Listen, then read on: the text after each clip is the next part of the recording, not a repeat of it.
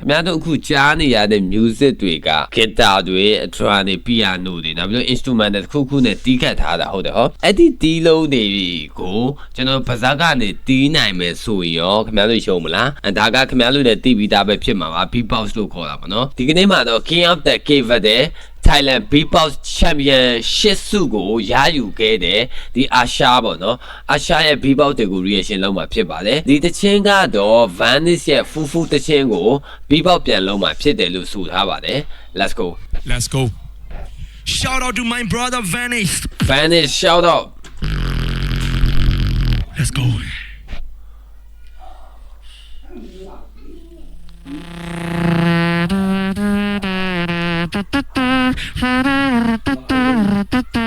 ဒါကလောလောအချမ်းစားကြီးပေါ့ဒီတချင်းကပြိုင်ပွဲကာလမှာလူကြိုက်အများဆုံးတချင်းလို့လည်းခေါ်တယ်ပေါ့နော်ဒီအဝင်း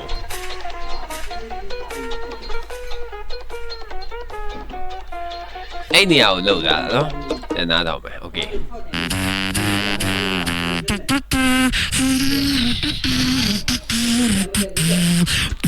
လောကွာဒီမှာ instrument နဲ့တီးထားလေ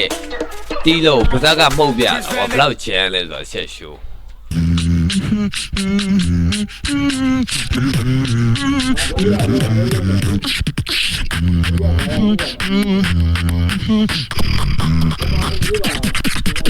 New York drill, UK drill. Nah, bro, this is Myanmar drill. Yeah. Yeah.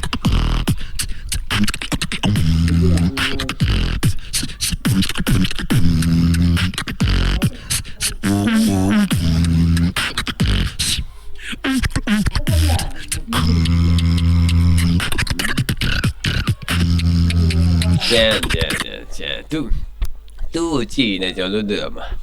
Ali đâu mà nhau bây giờ qua bắt đầu US sao chè đấy ạ cô em lâu này lâu để qua cô em lâu này lâu để cô lâu để đủ để cô đi à lâu appreciate lâu để shout out lâu để đó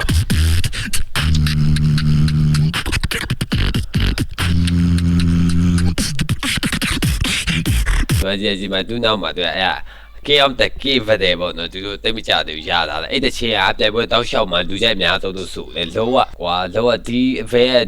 ကွာတော်ချန်အရှာကွာဒီ TikTok လို့ Facebook လို့မှာလည်းခင်ဗျားတို့တွေ့နေမှာဖြစ်တယ်တော်ချန်လောကွာဒီ drum တွေ bass တွေ beat တွေကိုသူကဘယ်ကနေထုတ်ပြတာကွာဘယ်လောက်ချန်လဲတော့ခင်ဗျားတို့စဉ်းစားကြည့်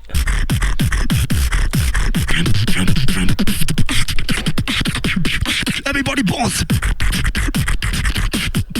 Let's go.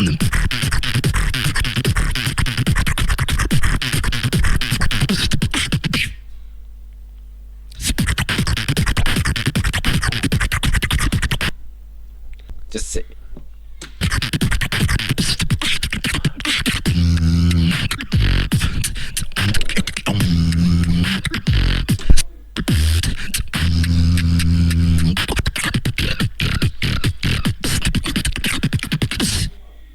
Just say what beatbox ဆိုတော့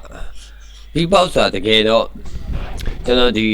အတစ်ခုပဲเนาะအတစ်ခုလောအကျဉ်းသားအတစ်ခုပဲလူတိုင်းမလုံနိုင်ဘူးကွာတကယ်ကိုလေ့ကျင့်အားလည်းကောင်းရမယ်ပါရမီလည်းဖတ်ရမယ်ကွာဒီက instrument တွေ guitar တွေစမ်းစမ်း piano နဲ့ဒီတဲ့ဟာယူဘယ်ကအတန်ထွက်အောင်လုပ်တယ်ဆိုရင် just say လောbye bye လောက်ပဲ